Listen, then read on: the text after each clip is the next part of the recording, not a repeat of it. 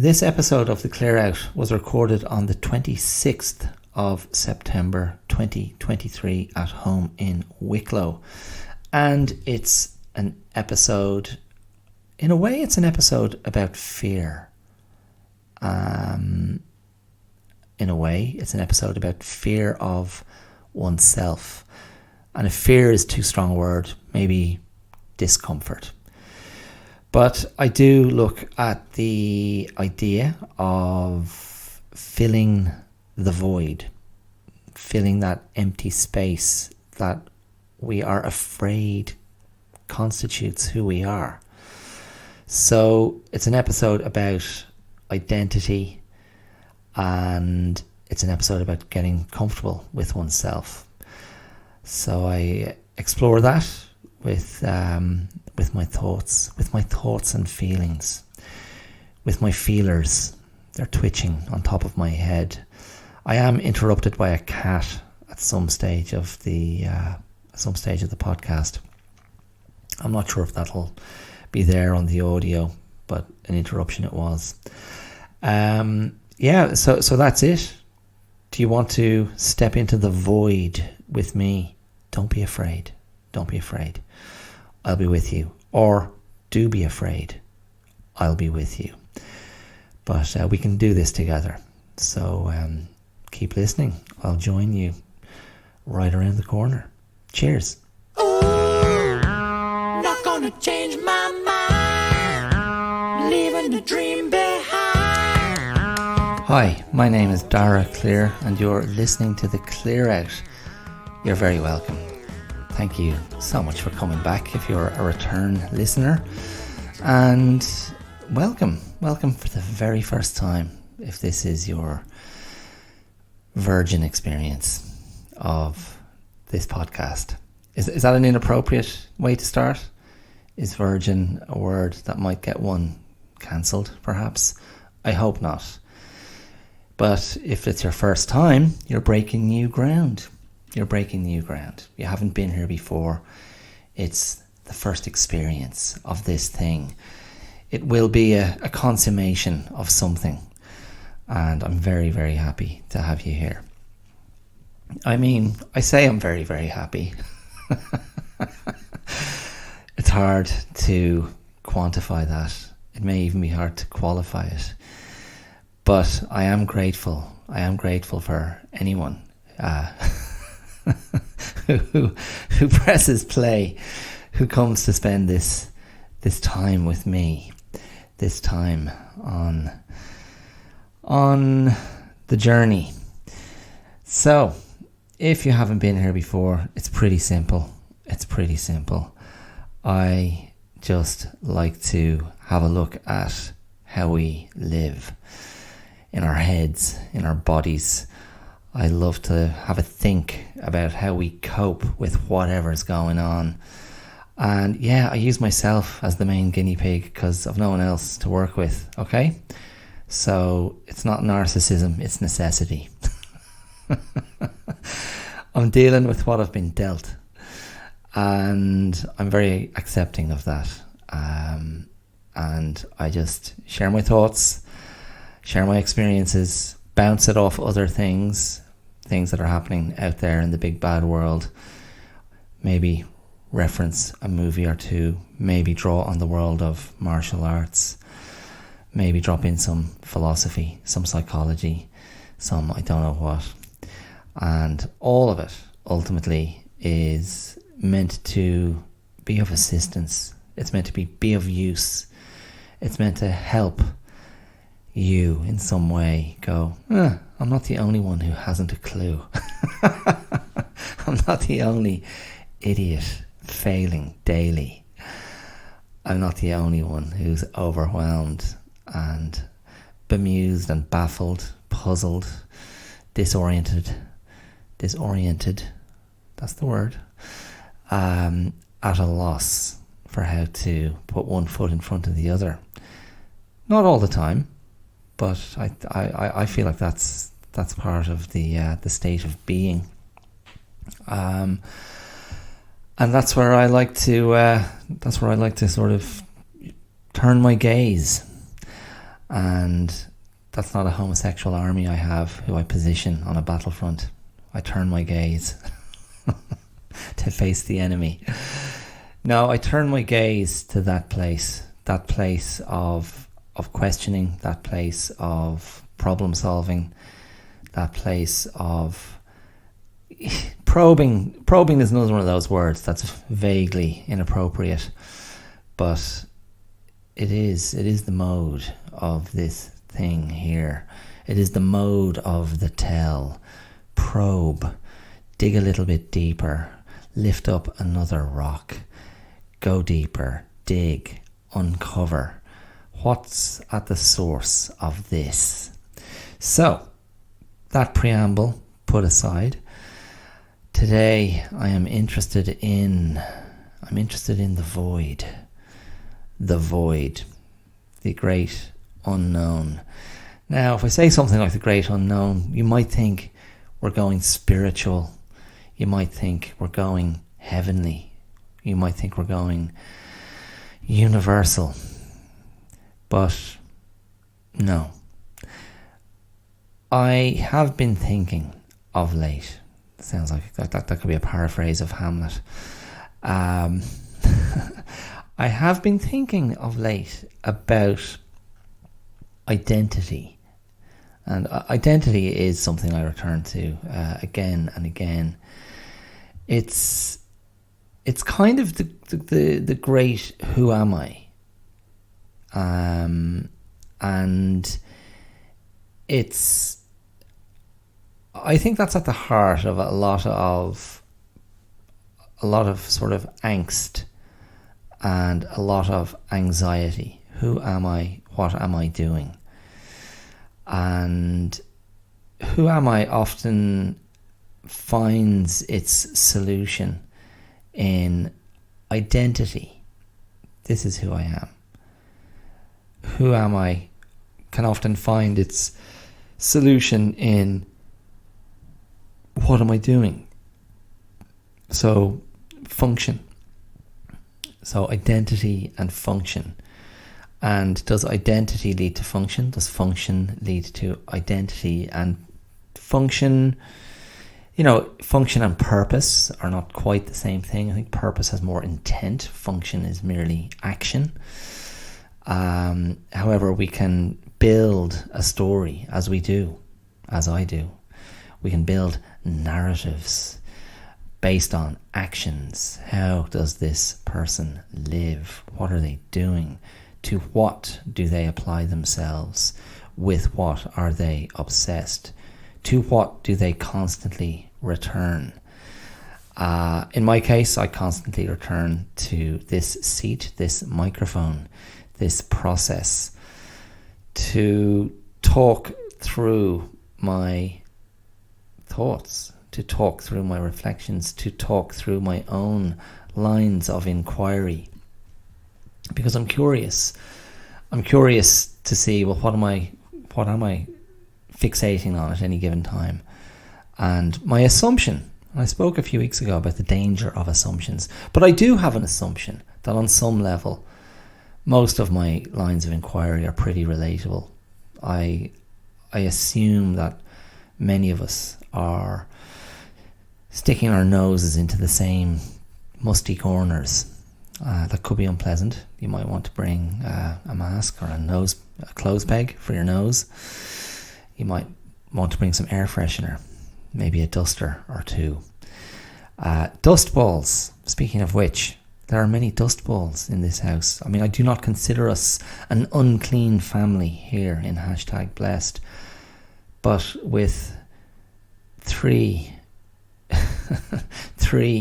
critters who live indoors. The dog, Pepper, the beautiful, not much more than 1-year-old collie. Ruby, 2 or more years old. Ruby the kitten, the sort of tabby short hair kitten, full of mischief, incredibly greedy and bold, kind of adorable. And then the aged Marlin, the decrepit cat, 21 years old.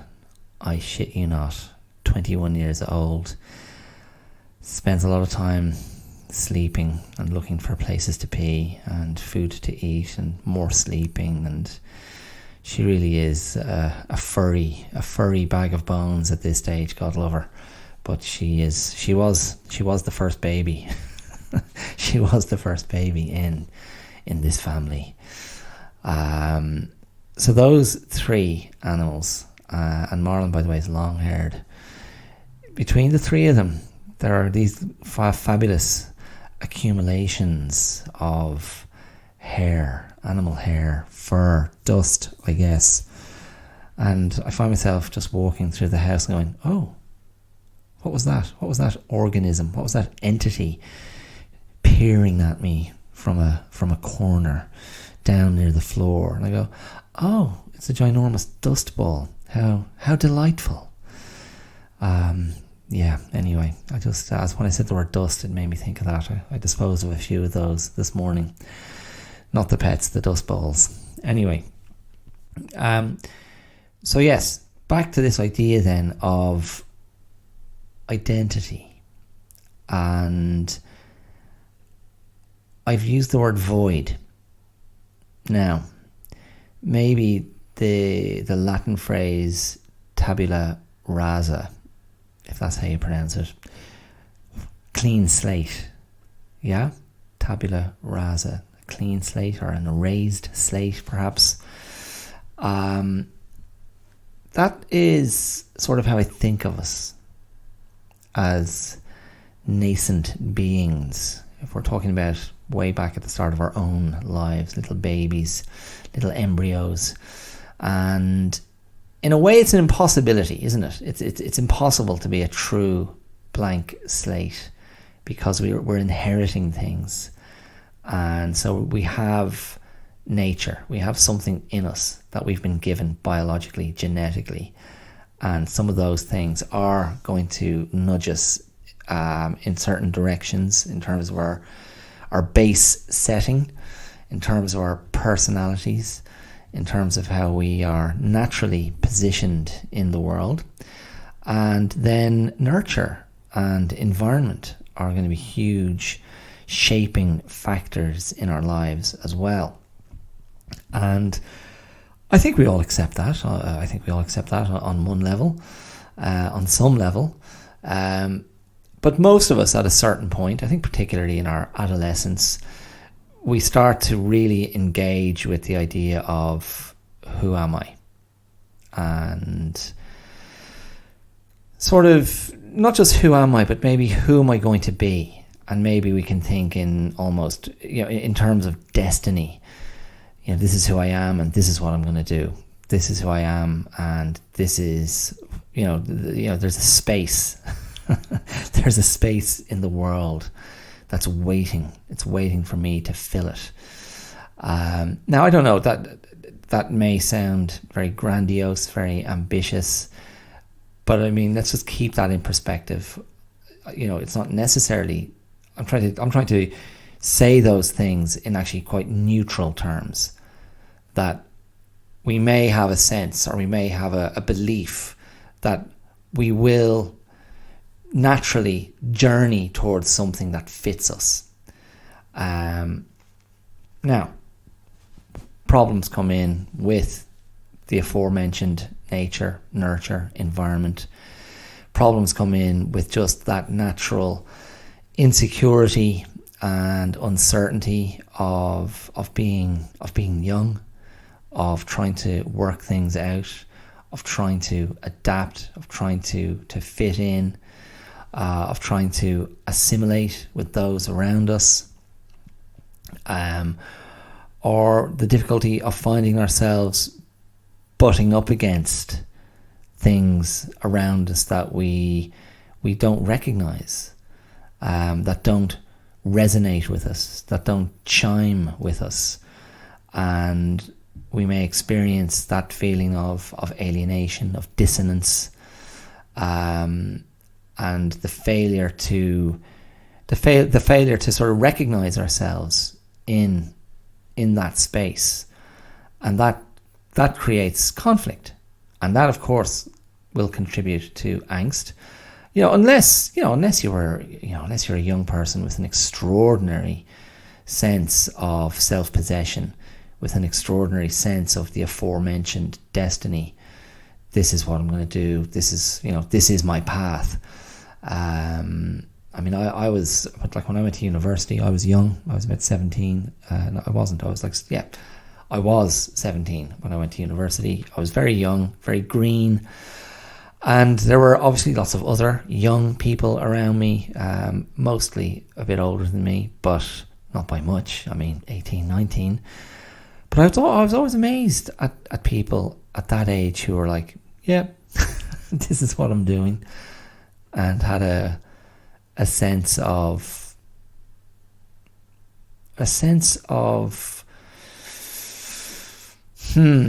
what? There was just no ambiguity there. There was no uncertainty that I could see. And, obviously there were other people who were all over the shop. But some people, they were just like, yep, this is all very natural. Everything fits.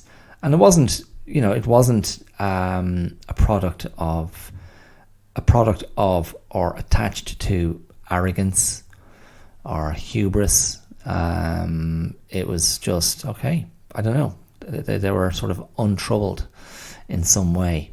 And I was always like, I think I always kind of distrusted that. I was kind of fascinated by it, but I've just felt, I'm not sure. And not from a cynical point of view, not from a judgy point of view. I just didn't trust it. I just felt, this doesn't feel right. But in any case, I realise now, as I get older, that many people never arrive at a place of, this makes sense. Where are we? Oh, we're here. Okay, this makes sense. This is where I am. This is who I am. This is what I'm doing. This makes sense. I think there's lots of people for whom that isn't the case. And I did find myself recently thinking about this idea of what we do when it doesn't make sense. What we do when we feel very misaligned and very uncomfortable in our own skin. And when the last thing we want is to be left alone with ourselves. The last thing we want is to be given time and space, which can bring an extraordinary sense of pressure. And it's the pressure of having to spend time with oneself, the pressure of possibly having to reckon with oneself, and the possibility of having to face into the void. Because that's how I think about it. If we haven't come to peace with ourselves, and we've spent a huge amount of our lives avoiding ourselves and doing everything we can not to have to sit down alone with ourselves, then there is a sort of a terrible sort of emptiness, because we haven't filled in that space. We haven't filled in that blank slate, that unnamed being that is us. Does that make sense to you? Does that chime on any level? Now I'm not sitting here speaking as somebody who is saying that, yes, in my situation, my life, it all makes sense. I'm not saying that. I'm not sitting here from that position and speaking from that position, because I am someone who, with my own personal history of depressive episodes, of depression, of suicidal ideation, and sort of being kind of perpetually spun into that place when I feel overwhelmed by life, or when I feel, when my sense of personal failure becomes too intense and has been triggered by one event or another, or one set of circumstances or another. In those moments, I'm not someone who particularly enjoys sitting down alone with myself. I don't relish it, but over time, I have become much more capable of being with myself at those times, and not letting it get particularly worse, not exacerbating an already unpleasant situation, not exacerbating an already precarious headspace and raw emotional space. To a large extent, I've come to terms with that, and have become quite good at going, okay, that thing happened, or that thing was said, or that thought process started, and that led me to this. And I find when I am successful in identifying, like, it's almost like reverse engineering the depressive state and going, follow the breadcrumbs back. What started this? And then by understanding it, it does alleviate it. Now, it doesn't make it immediately, instantly vanish and go, hey ho, everything's great. But it's a way of, I suppose it's a way of mitigating it, and a way of validating the catalyst, of validating the point of initiation, of validating the first domino to fall, and go, okay, that's what it was. And validating that, but not necessarily validating the depressed state and the cycle of negative thought patterns or negative beliefs that erupt or come out of sleep mode to launch like a full assault. And being able to distinguish between the starting point of this mood, this state, was real, but now these thoughts where where in my case the tendency is to just invalidate every single part of my life and every single part of myself to varying degrees of furious recrimination, self-loathing, etc. And I'm at a stage now where I can go, okay, and be a little bit dispassionate and look at that and go, okay, there's that again. I'm not going to give this oxygen. I'm going to, go into maybe some positive habits, do some exercise, decompress, whatever it might be, just to indicate to myself that even though my mind and the combination of mind and emotion have gone to this very spiky corner of my psyche. But I'm going to indicate to myself outwardly that I'm taking care of myself, and that becomes a counter to the state. Now, all of that is, it's just a way of putting my hand up and going, I'm not sitting here saying I've got it sorted out. I don't at all. But I do know what I think. I do know what I think about a pathway that I find very useful, and a frame or a lens that I find useful, a way of thinking about this issue that I find useful. And just to remind you, the issue is not depression. The issue is the idea of identity, the idea of the void, the idea of the fear of being stripped back to your base state and not liking what you find. And my belief is we can never truly be content.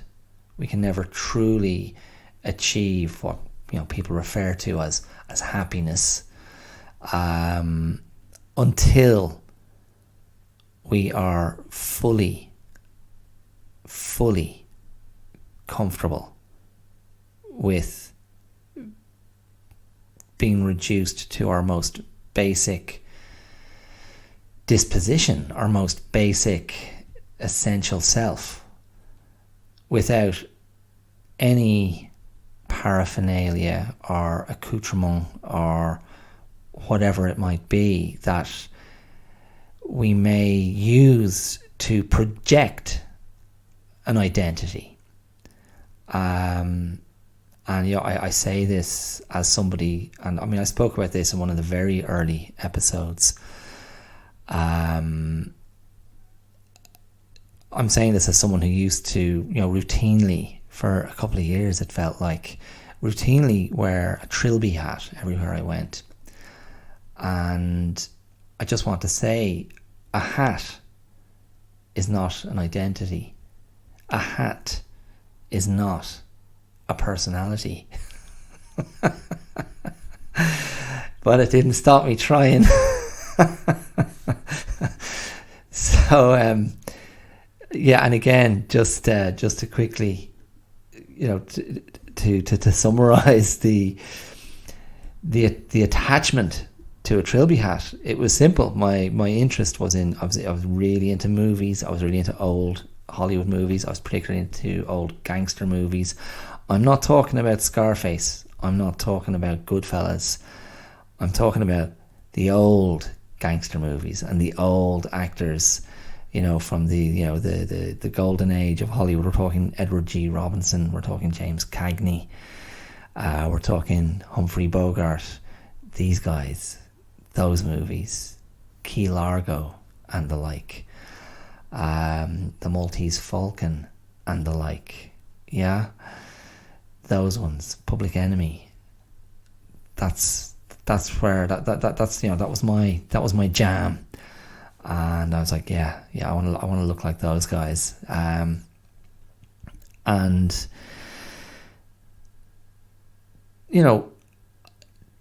did I think this is who I am?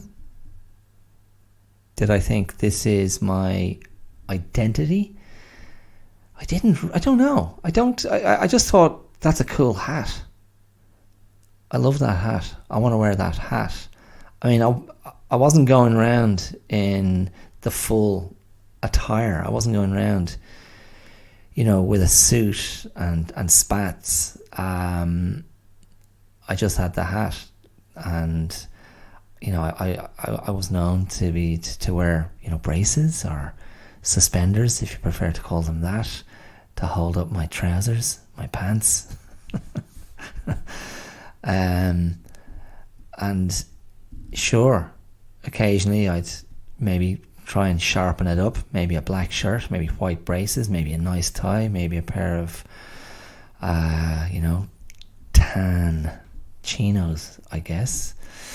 But an identity, I'm not sure. I mean, I guess like any of us, you're putting on a shape. You're putting on a guise. I wasn't acting out a role. I was like, this is what I want to wear. I think this is cool. And I think it amused a lot of people. But there wasn't anybody else following me. I wasn't setting any trends. But I was thinking about it there earlier. I was really into old movies. I was really into movies in general, and then particularly interested in old movies. I was interested in the sort of the history of the movies, and I'd routinely accumulate, books about Hollywood, about the studios, about different kind of compendiums of actors, and there was no one else. I didn't know anybody else who was into that, and so there wasn't any tribe to join or be indoctrinated into.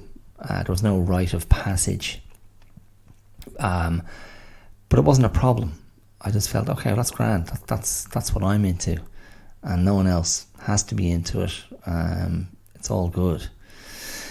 And I don't know. Maybe that does speak to. I don't know if I'd call it insight, or or maybe understanding that I was comfortable with some of my choices. There were other things I wasn't comfortable with at all, that I didn't even realize I wasn't comfortable with until I got a bit older. But again, just to bring it back to the more to more of the now of the conversation, rather than reflecting on those years. I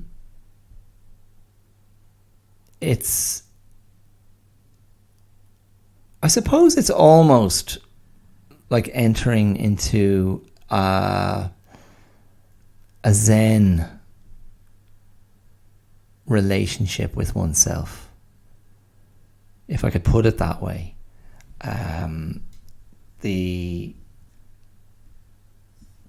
Very much a place of acceptance and a place of non-judgment, which I was talking about a couple of episodes ago. But to be able to do that with oneself, and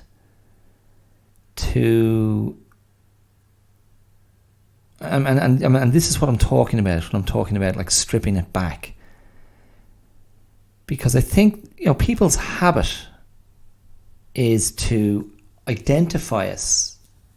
Our habit is to identify each other and categorize each other, and maybe understand each other by the things that we do, the jobs that we have, the careers that we've followed, the titles that we hold, the qualifications perhaps that we've earned, and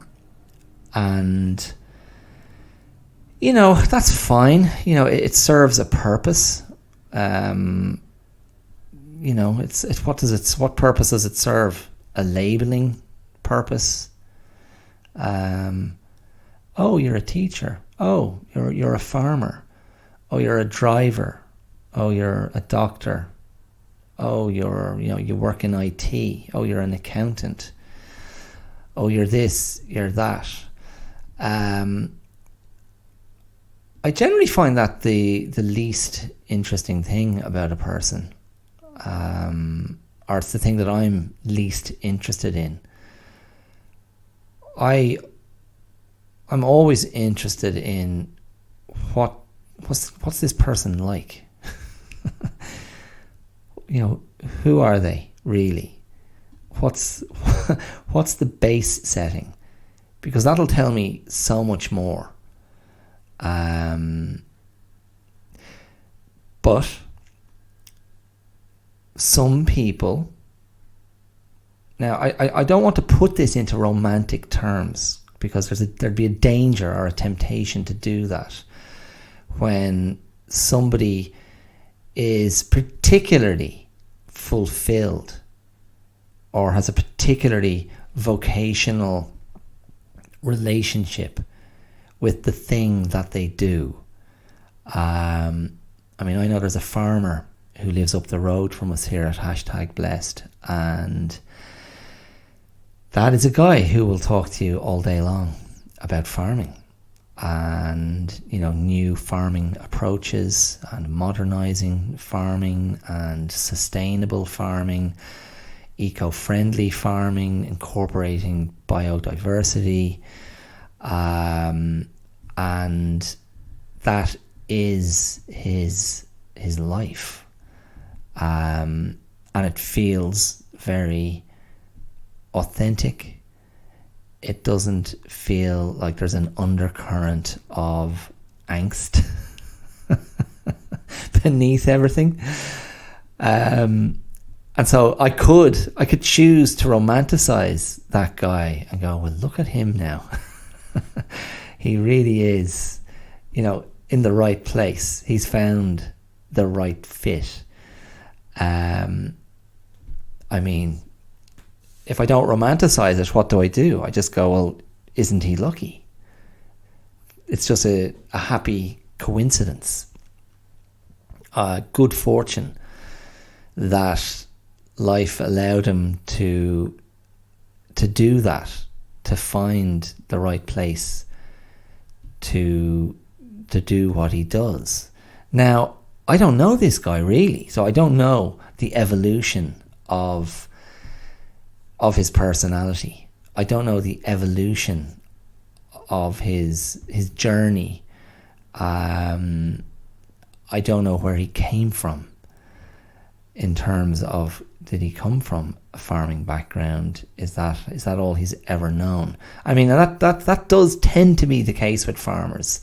It's often very much a generational family thing, and you know, the sons and daughters just keep it rolling and keep it going, and someone has to, and there's just an inevitability to it. And if I go away from farming and look at teaching, you see teachers who, you know, for whom the profession is their meaning in life. And again, we can romanticize that and go, yeah, it's the vocation, you know, a vocational urge, a vocational compulsion to elevate, to empower, to educate, to lift young people up, to help them on their way. And you know as well as I do, there are great teachers all over the place, all over the world, doing that, you know, great work, which it is, because a great teacher is a life-changing figure, or has the potential to be a life-changing figure, depending on which young person finds themselves in their classroom, are exposed to their gifts, their personality, their particular light. But my argument, in spite of what I've just said about the farmer and a generic great teacher, my argument is that for many people, the void of self, the void of the purpose-oriented self, that questioning, yearning amoeba that's at the heart that's at the heart of each and every one of us. They're like, What am I doing with myself exactly? My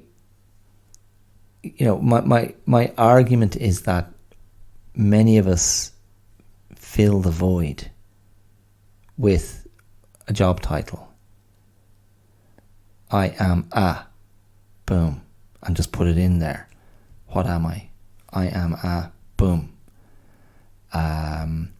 Maybe it's a woman who says I'm a mother, and that's fine. I mean, God, again, if that's if that's the role, and that's you want to define yourself that way, that's your choice.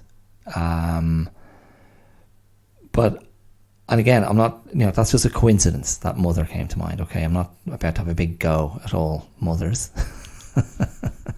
That would take much longer than I have on this particular medium. But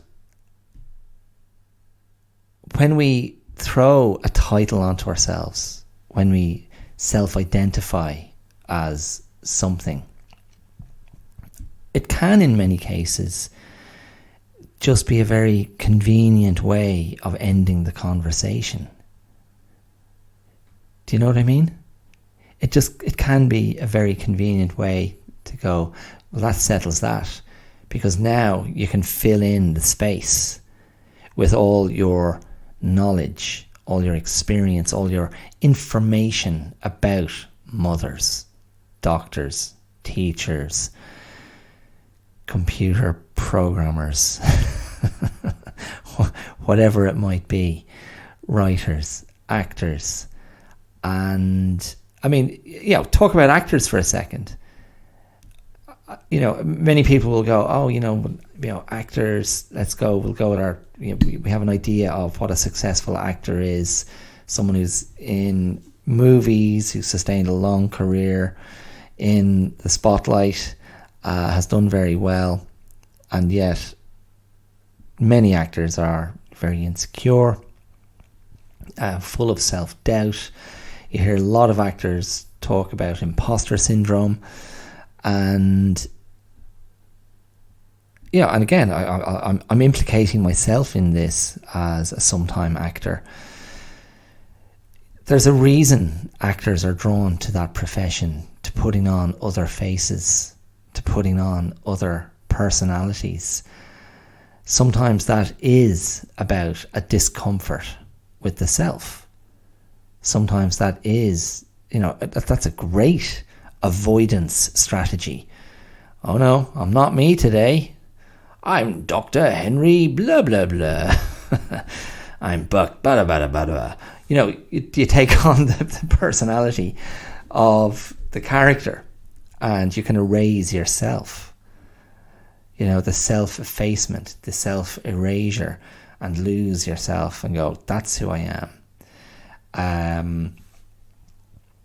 And again, we come back to this idea of, what am I doing to fill the void?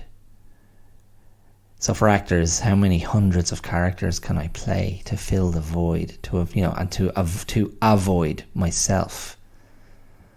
And I continue to believe very strongly that if we can get to a place where we can sit down and go, this is who I am, just here, just sitting here, living my life, just being, just breathing, just sensing, seeing, hearing, smelling, tasting, feeling.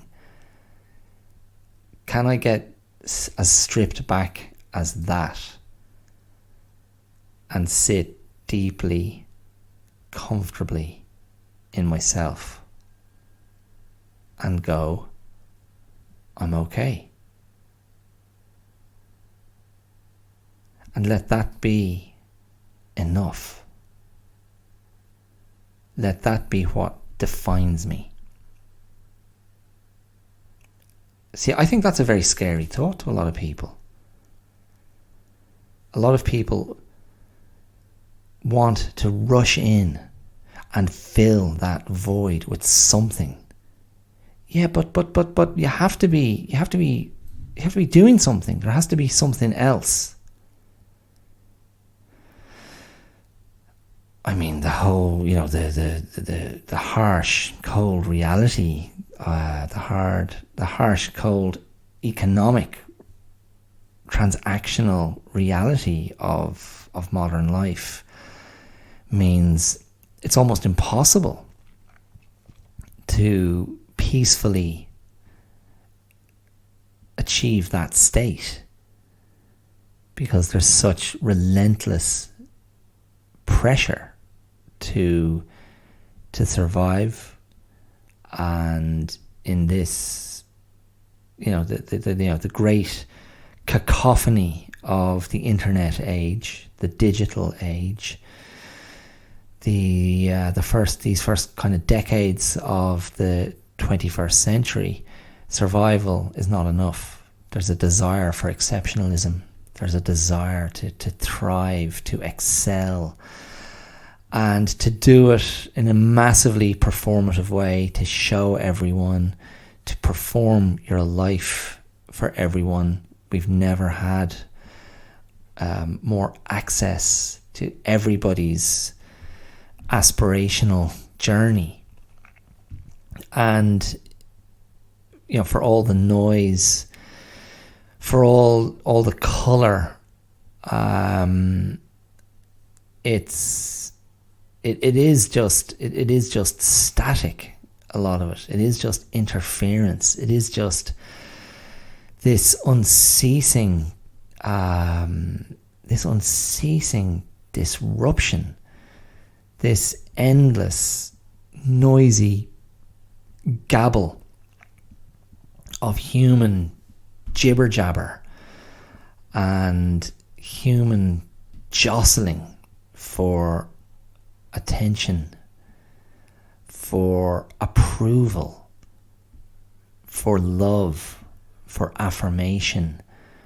And people like Mark Zuckerberg of Facebook fame, you may have heard of it, you may have heard of him.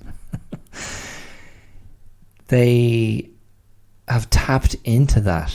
They've tapped into that profound insecurity in so many of us, and have exploited it to extraordinary, unforeseeable levels.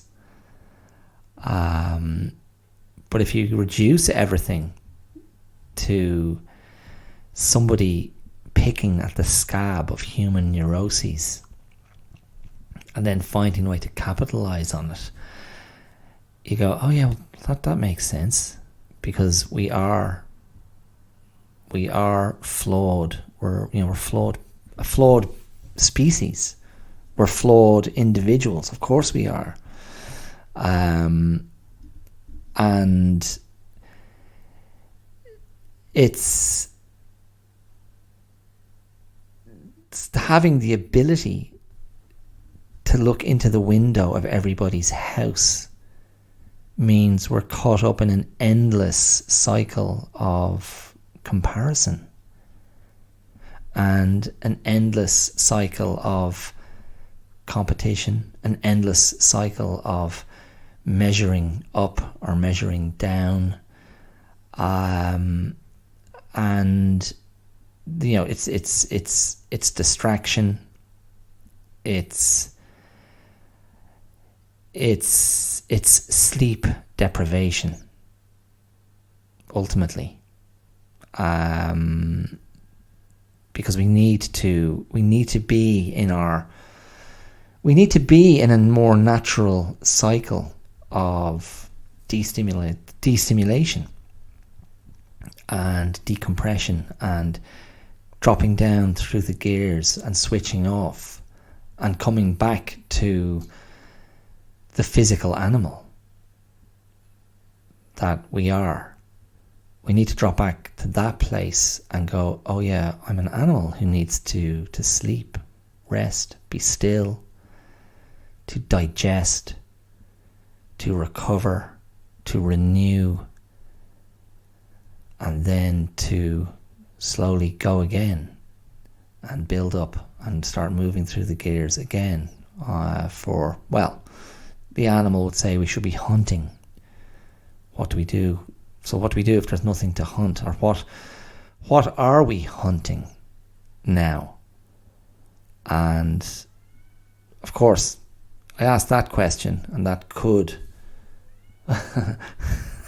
Speaking of hunters, Ruby, the kitten, was just mewling at the window outside. She saw me see her. Oh, are you catching that? It may be a bit too faint. Anyway, she's going to hassle me there until I let her in. But guess what, Ruby? This animal ain't leaving this chair.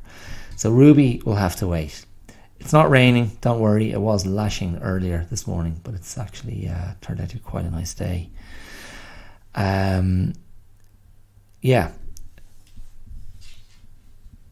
What are we hunting?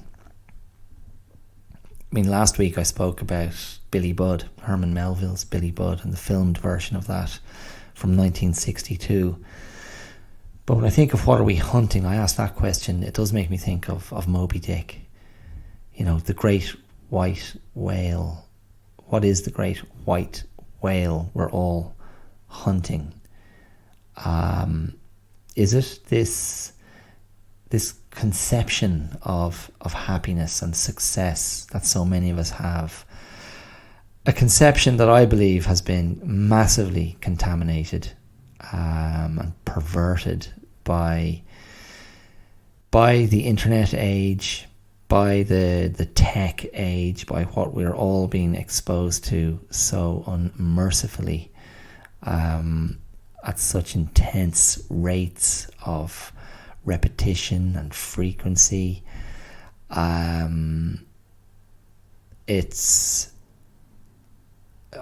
find it vile. And I am someone who does, I've said this before, I'll find myself scrolling on Instagram. I tend not to spend too much time on Facebook. Facebook really rubs me the wrong way. But yeah, you get sucked in. But I suppose my feeling is that there's a mindfulness or a thoughtfulness or a deliberateness that needs to be brought to bear on our decision making and on our sort of organization of our lives, that I believe would be, that I believe is beneficial, that I believe would help us get to a better place, a calmer place. And in a way, it's about jumping onto the riverbank, out of the torrent of everything that is going on, and just catching a breath and sitting on the riverbank and letting ourselves just be there. And if we can achieve that and trust that that's an acceptable place to be, that really doesn't need anybody else's approval, that really doesn't need to be something that's advertised or promoted or turned into a story or a meme, but just a state of being that we can access, utilize, nurture, nourish, cultivate, strengthen, and use as a resource of personal acceptance, of health, and sure, if you want, of wellness. Because I just come back to this conviction that, you know, what we do is not necessarily who we are.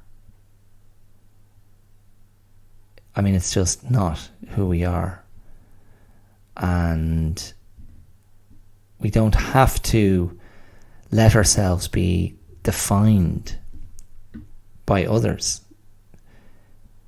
I was going to say it's immaterial. I mean, that's probably a little bit naive or a bit disingenuous to say that, because how other people identify us, label us, categorize us, you know, from a social point of view, maybe from an economic point of view, that, you know, that is a currency all of its own, because people will direct you a certain way and respond to you a certain way based on what they believe you are. Now, so then to say that's immaterial wouldn't really, truly be true. However, again, I come back to the subjective gaze, which is when you look out through your own eyes, when you are using your own perspective, your own knowledge of your internal arrangement, when you're using that to engage with the world, there is an opportunity to create a separation. There's an opportunity to distinguish between what you think about yourself and what others think about you, and for you to recognize which you think is of more use, which is more valuable, which feels more aligned and connected.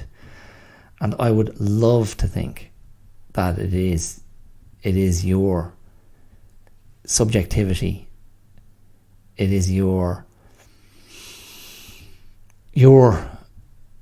understanding born of the work you've done on yourself that allows you to go, I know who I am, and I am this thing, I am this human animal that has the same stuff as every other human animal, and I'm happy for that to be enough. And, you know, anything else is cosmetic. You know, anything else is other people's busyness. Anything else is other people's subjectivity imposed on me. And can I remain calm and self-assured and trusting of my base state in the face of all those eyeballs, in the face of all those perceptions, those opinions, those labels that come from others, everyone else's understandings of me. What, you know, again, there may be a time when that's of use to you. There may be a time where you need the outside eye. There may be a time when you need the outside professional eye to help you make sense, to help you achieve greater clarity. I believe they call that therapy. Therapy, counselling, whatever it might be. It might just be a good chat with someone you trust. And then you still have choices. You can go, yeah, that makes sense. That fits. I believe that to be true. And I mean, that's endlessly available to us. What do I choose to believe is true? What is best going to serve me and my health and my wellness at this time?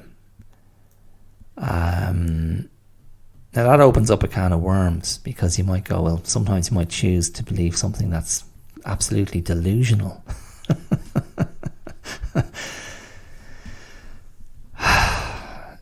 I mean, is that so terrible? I mean, if it's again, this would open up a whole other conversation. I mean, altered brain states and the like. I don't really want to go there. But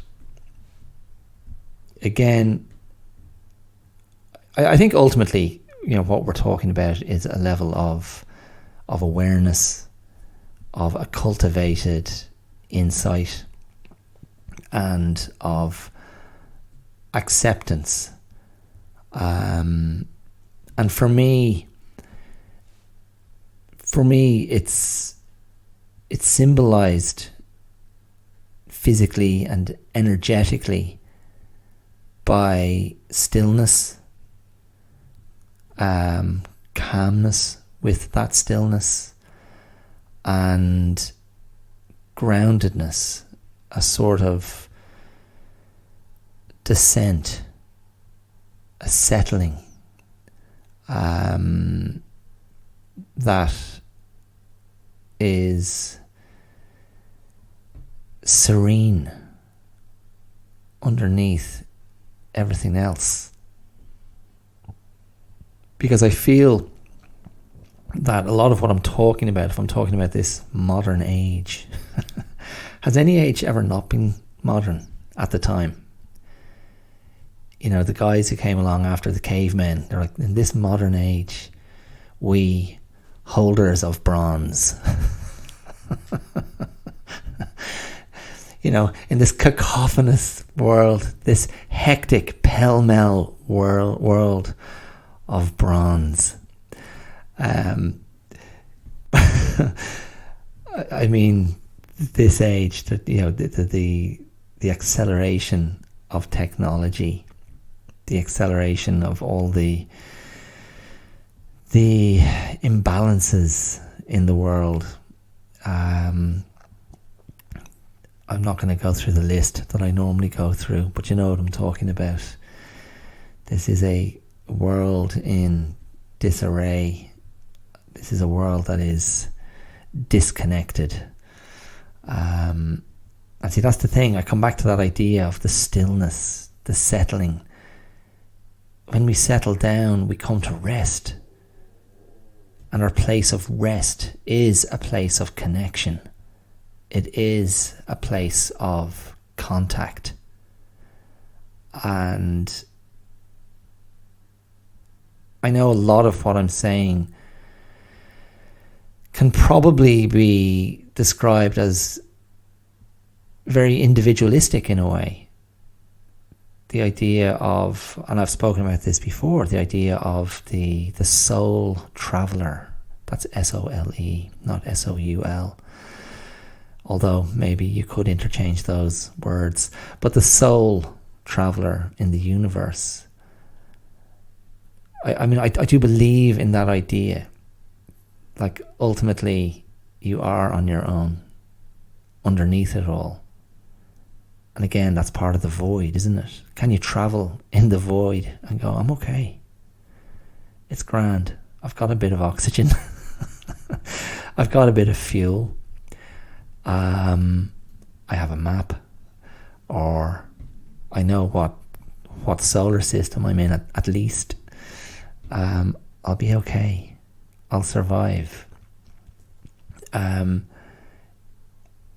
yeah, if it does sound individualistic, that's not accidental. I mean, I have enormous faith in that idea of, get your own house in order, as in, and in this case, you are your own house, and you take care of that first and foremost. You're just in better shape to go out and bump into other people. So I have a huge part of that in my thinking, in my personal philosophy. The idea of self-care, self-edification. But I love my relationships. I love my friendships. I love many of my family members.